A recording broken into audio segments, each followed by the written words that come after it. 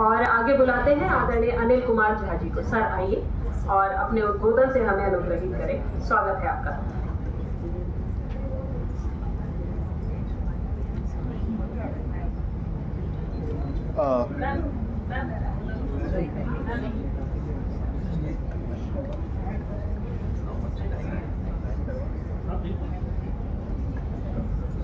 सबसे पहले तो धन्यवाद इस मंच का, और धन्यवाद एक अपरिचित आगंतुक को सम्मान देने के लिए।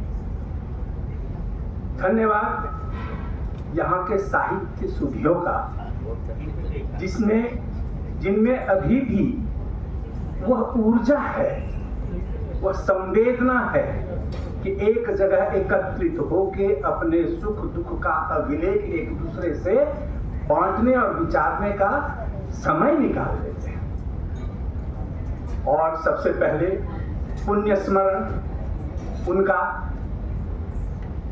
शायद जिनके लिए कहा गया कि हजारों साल नरगिस अपनी बेनुरी पे रोती है, बड़ी मुश्किल से होता है चमन में दीदावर पैदा।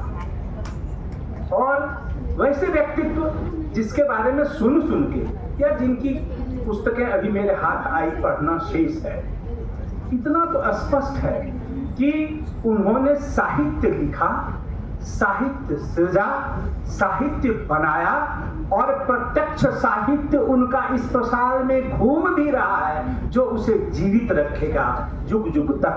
तो इसके लिए वे सब भी धन्यवाद के पात्र हैं। निश्चित रूप से बहुत कुछ कहने के लिए मेरे पास नहीं है, लेकिन इतना तो है कि दिमाग में कुछ पागलपन फितूर पैदा जब होता है तो निश्चित रूप से वह व्याकुल होता है। वैसे ही वर्ड्सवर्थ ने नहीं कहा कि यह स्पॉन्टेनियस ओवरफ्लो है हमारे पावरफुल फीलिंग्स एंड इमोशंस का। अगर यह कविता एकदम अचानक हमारे मन मस्तिष्क से निकल रही है तो निश्चित रूप से मैंने इसे किसी न किसी तरह संकलित, संग्रहित, संयोजित किया है।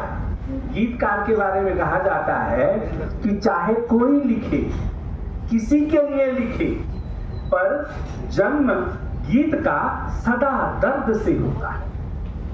चाहे कोई लिखे, किसी के लिए लिखे, पर जन्म सदा गीत का सदा दर्द से होता है। कहता है अब तक का इतिहास यही, लिखने वाला पहले जी भर रोता है।